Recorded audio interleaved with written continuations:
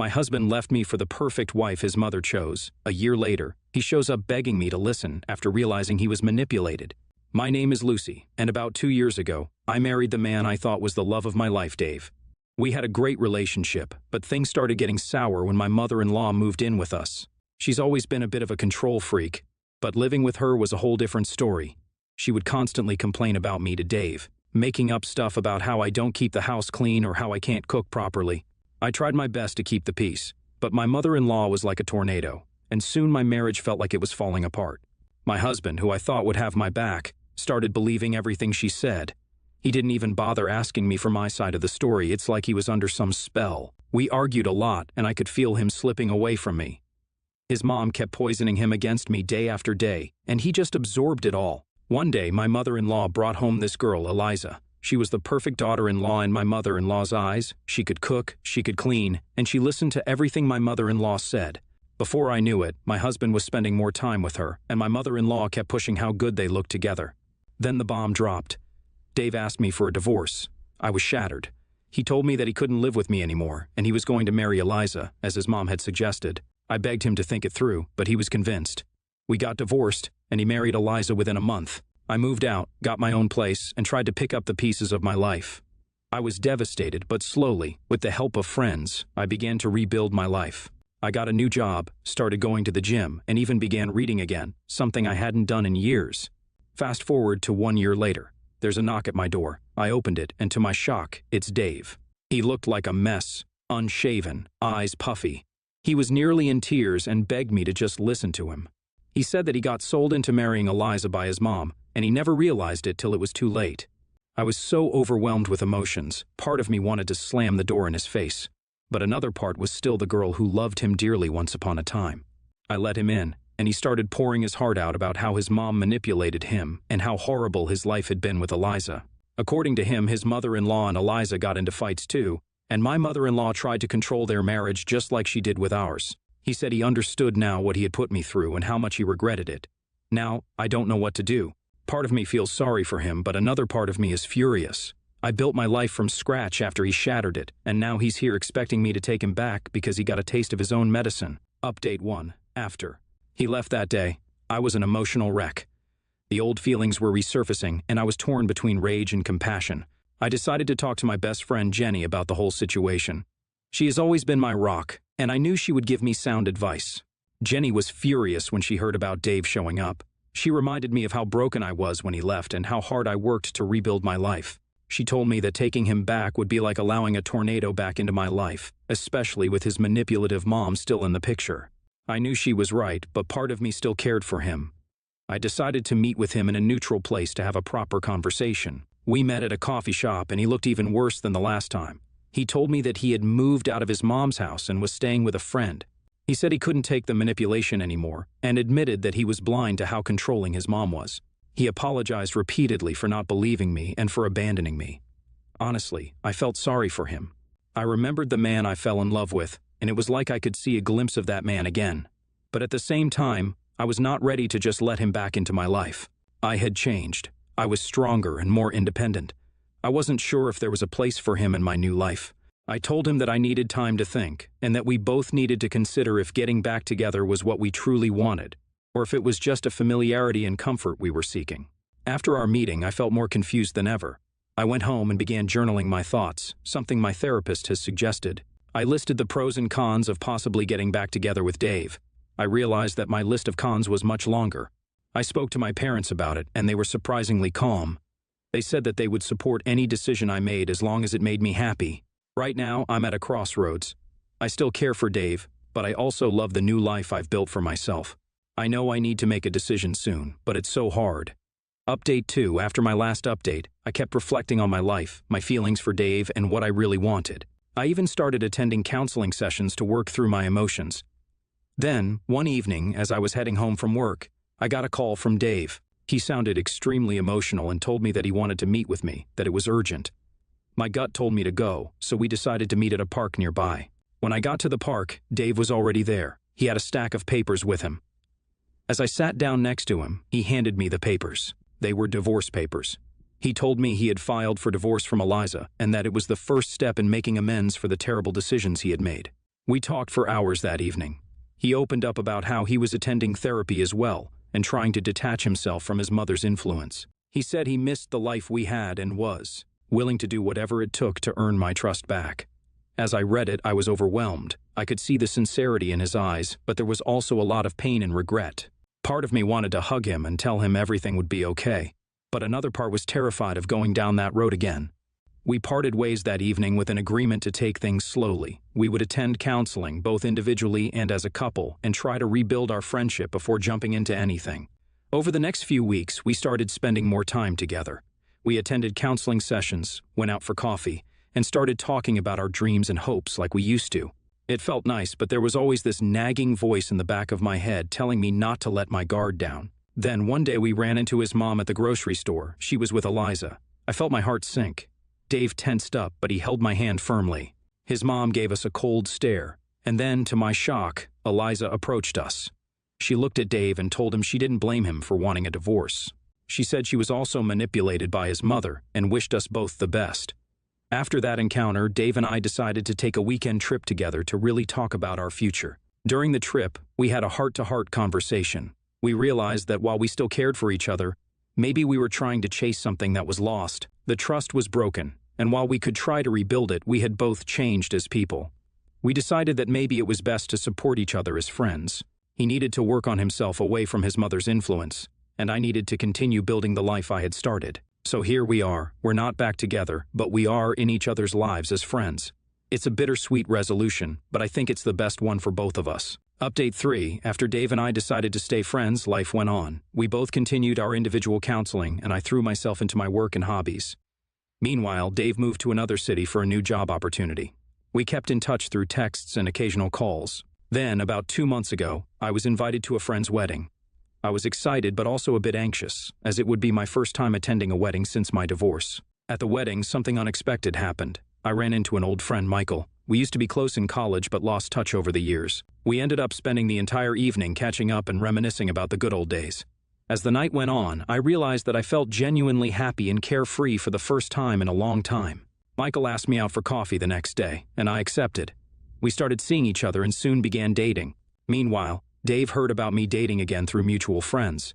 He called me one night and, to my surprise, he sounded very supportive. He told me he was genuinely happy for me and hoped that I found the happiness I deserved. He also shared that he had started dating someone in the city he moved to, and things were going well. Around this time, my therapist suggested that it might be a good time to seek closure with my past and make peace with everything that happened. After giving it some thought, I decided to write a letter to Dave's mom. In the letter, I expressed my feelings and how her actions had affected my life. I also wrote that I forgave her and wished her well. I sent the letter and felt a massive weight lift off my shoulders. Last week, Dave called me and said that he was in town and wanted to meet up. We decided to meet for lunch. When I saw him, he looked happy and content. We shared stories about our new relationships and even laughed about some of the ridiculous things that happened during our marriage. He then handed me an envelope. Inside was a letter from his mom. It was a heartfelt apology for everything she had done. She wrote that after receiving my letter, she realized the error of her ways and had started attending counseling herself. She thanked me for being the bigger person and for helping her see what she needed to change in herself. As Dave and I parted ways, we hugged and made a promise to always be there for each other as friends. We both found happiness and peace in our new lives, and we could look back at our past without pain. Now I'm sitting here writing this update with a heart full of gratitude and contentment. I never thought I would be in this place after everything that happened, but life has a way of surprising us. I want to thank all the Redditors who have followed my story and offered advice and support. Your words have been invaluable in helping me find my way through the storm. I'm excited for this new chapter in my life, and I hope that anyone reading this who may be going through a tough time knows that there is light at the end of the tunnel. Nah, no a-holes here. You made a super mature decision, Lucy. It's fantastic that both you and Dave realized that you needed to work on yourselves before jumping into anything. That's real growth, and hats off for being the bigger person and sending that letter to his mom. The fact that she responded positively is like the cherry on top. This is like one of those rare AATA stories with a wholesome ending, sending you tons of positive vibes for your new relationship and your new life. NTA, not the a-hole. Oh my God, Lucy, I've been following your stories since your first post. What a roller coaster. Honestly, I think you showed incredible strength and grace through all of this. I'm not sure I could have been that mature. It's sad that Dave didn't see his mom's true colors earlier, but better late than never. He's not entirely blameless, but he seems to have genuinely changed. As for his mom, I'm cautiously optimistic about her apology, but only time will tell. You do you, girl. Next story. Hi Reddit, I'm John, the 35-year-old divorced dad with two amazing kids, Emma 10 and Mike 8. My ex-wife Lisa and I separated 5 years ago, and she's now remarried with a 2-year-old son named Max from her new marriage. I need to know if I was the a-hole in a recent situation, so let me explain what happened. After our divorce, Lisa and I agreed to share custody of our kids. We usually keep things civil, and our priority has always been the well-being of Emma and Mike. We both live in the same town, so the kids switch between our houses every week. They've adjusted well to the arrangement, and they love their half-brother Max. So here's where things went south. Last Friday, I got a frantic call from Lisa. She told me there was an emergency with her husband's family, and she needed to go out of town immediately. She asked if I could take care of Max along with Emma and Mike for the weekend. My immediate response was no. Max is not my child, and I didn't think it was my responsibility to look after him. Lisa got really angry and told me that I was being heartless. She argued that Emma and Mike might want to spend time with their half-brother, and as their dad, I should consider what's best for them. I told her that she should have thought of a backup plan for situations like this, and that I shouldn't have to pick up the slack for her new family. We ended the call on a very sour note. After hanging up, I started to feel a wave of guilt wash over me. Emma and Mike were in the room and had overheard the conversation. They asked me why I didn't want Max to stay with us. I explained that while I love them very much, Max is not my child, and it's not my responsibility to look after him, especially on such short notice. Emma, being the wise soul that she is, told me that Max is still family because he's her brother, and families should help each other. This made my heart sink. I started thinking maybe I was being too harsh. However, I stood by my decision because I believe boundaries are important. My relationship with Lisa ended when we got divorced, and I feel that I have no obligations towards her new family. But then there's the part of me that thinks about my kids and what they feel. So here I am, torn and confused. I want to be a good dad to my kids, and I don't want them to think I'm mean or don't care about their family. But at the same time, I don't want to set a precedent where I'm expected to step in for Lisa's family emergencies. I need some perspective, Reddit. I don't know if my refusal to babysit Max was me setting healthy boundaries, or if I was being a heartless ex-husband. I want my kids to be happy, but I don't know if I should be making sacrifices that involve my ex-wife's new family. Update 1. It's been a few days since I last posted about my situation with my ex-wife Lisa and her request to babysit Max, her son from her new marriage. I received a lot of feedback and advice from you guys, and I appreciate it. I've got some updates to share. First off, I spent the weekend thinking a lot about what Emma, my 10-year-old daughter, said about Max being family. It made me reflect on my own relationships with my siblings, and I realized that I didn't want my kids to miss out on having a close bond with their half-brother. So I decided to have a talk with Emma and Mike. We sat down, and I asked them how they felt about Max, and if they would want to spend time with him, even if it meant that I had to look after him sometimes. They were both very honest and told me they liked Max and considered him their little brother. They also said they wouldn't mind if he stayed over occasionally. This chat with my kids was a turning point for me. It made me understand that my initial reaction was perhaps more about my issues with Lisa than about Max. I realized that by refusing to babysit Max, I might be putting my personal feelings above my kids' relationships with their sibling. Taking this new perspective into account, I decided it was time to have a serious conversation with Lisa. I called her up and asked if we could meet to discuss things. She agreed. I walked cautiously. We met at a local coffee shop. The atmosphere was tense initially, but I took a deep breath and started.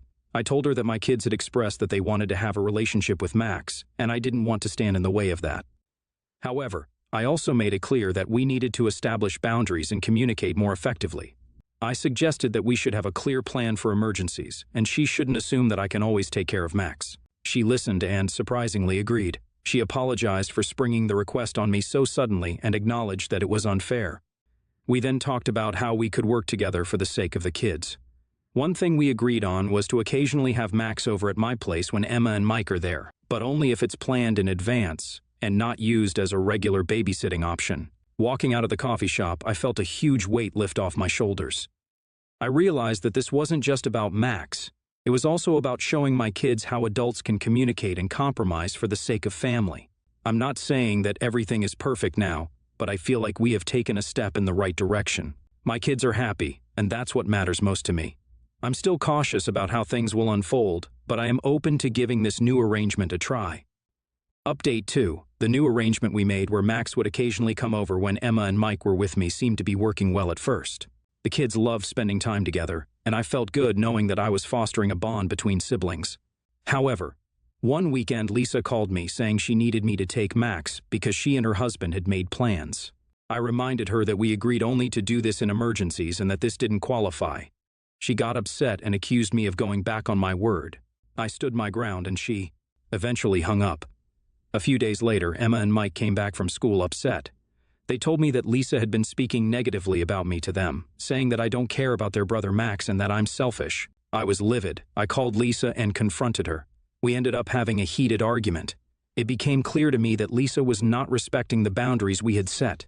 I decided it was time to talk to a lawyer and see if there was something I could do to protect my kids from this kind of manipulation. The lawyer suggested that we might want to look into modifying the custody agreement to include some communication guidelines. I wasn't sure, but I said I would think about it. In the meantime, I had another talk with Emma and Mike. I explained that sometimes adults have disagreements, but it doesn't mean that we don't love them. I told them they can always talk to me if they feel confused or hurt by something. Now here's where things take a turn. One evening, Lisa's husband, Mark, came to my house unexpectedly. He looked troubled. He told me that he wanted to apologize for any stress that the situation with Max might have caused me. He explained that he had a serious talk with Lisa about the importance of co-parenting and respecting boundaries. Mark also said that he had no idea that Lisa had been speaking negatively about me to the kids and was shocked when he found out. He assured me that it would not happen again and that they would find alternative options for Max if any emergencies arose. I was taken aback by Mark's sincerity and openness. We ended up having a long conversation about our experiences as parents and how challenging it can be to navigate blended families. We agreed that it's essential for us to communicate and work together for the kids' sake. After Mark left, I felt like maybe there was hope for a more peaceful co-parenting relationship. I decided not to pursue any legal actions for now, but to give this a chance. I also had a conversation with Lisa later, and she apologized for her behavior. It feels like we're starting to build a foundation of trust and cooperation. I am cautiously optimistic. Update 3. So, after the incident with Lisa and the turnaround with Mark, things were going fairly smoothly. We all tried to communicate better, and the kids were spending time together without any issues. However, Emma and Mike started growing really attached to Max. They would talk about him all the time and always look forward to seeing him. One day, Emma came to me and asked if Max could come over for her birthday party. I was hesitant at first, but decided that this was a special occasion and it could be a good opportunity for family bonding. The day of the party arrived and everything was going great. Max was there and the kids were having a blast. Then something unexpected happened. Lisa arrived to pick up Max, and she was clearly emotional. She took me aside and started talking about how she realized how much this family meant to her and how she wished things had turned out differently between us. I was taken aback and didn't know how to respond. I simply told her that the past was the past, and that we should focus on raising our children and fostering their relationships. After the party, I started thinking about the family dynamics. My kids were growing so attached to Max, and I didn't want them to be heartbroken if things went south again with Lisa. I decided it was time for me to take some steps to ensure stability for them. I called a family meeting with Lisa and Mark. I explained my concerns and suggested that we should consider having a formal agreement regarding the kids' interaction and communication guidelines. To my surprise, they both agreed. We worked together with a mediator and put together an agreement to outline the terms of our co-parenting and the interaction between our children. It was a detailed document that took into account holidays, emergencies, and general communication. I also took this opportunity to connect more with Mark. We started sharing parenting experiences and even gave each other advice. A few weeks later, I realized how much this whole situation had changed me. I was more open, understanding, and willing to compromise for the sake of the kids. My relationship with my own children also improved tremendously. They were happier, and so was I. In the end, I feel like this journey was about more than just whether or not I should babysit Max. It was about understanding what family means and how sometimes, even though it's complicated, it's worth putting in the effort for the ones you love.